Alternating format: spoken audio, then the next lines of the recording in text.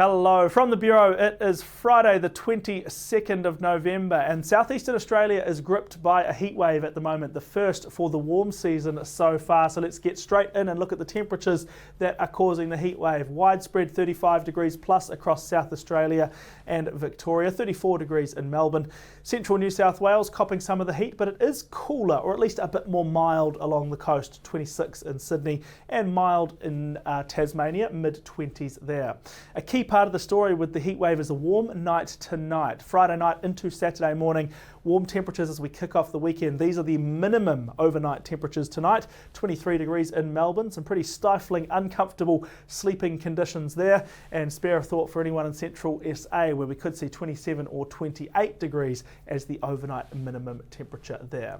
Another hot day on Saturday. Again, Victoria seeing some of those warmest temperatures up to 36 in Melbourne, high 20s for Tasmania, 37s and 38s through inland parts of New South Wales, and still just a touch more mild along the coast. Not cool by any stretch, with 28 in many of those coastal locations. Sunday we do see slightly more mild temperatures for Tasmania, Victoria, South Australia. The heat really focuses in on central New South Wales, and maybe some of those 30-degree temperatures do reach this eastern coastline. Heat waves are in place across the southeast. The yellow shading here is the low intensity heat wave. Now we don't have warnings for low intensity heat waves, but it does say that we're in that prolonged stretch of warm days and warm nights across Victoria, southern New South Wales, parts of elevated Tasmania as well. The warnings come into play for this here, orange severe intensity heat waves, and that's mostly focused on the southeastern corner.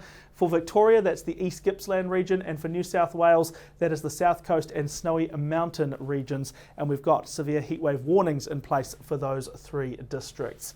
With the hot conditions also comes some elevated fire danger. For Friday, we've got extreme fire danger in parts of Western and Central South Australia, with widespread high fire danger elsewhere. And then on Saturday, parts of northwestern Victoria, the Mallee and the Wimmera could see extreme fire danger too, with moderate to high fire dangers elsewhere.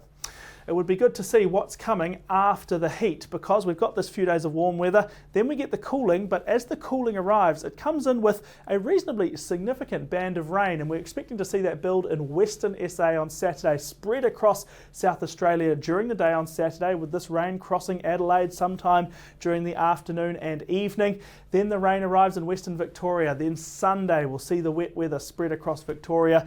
It comes in with the cooler conditions as well.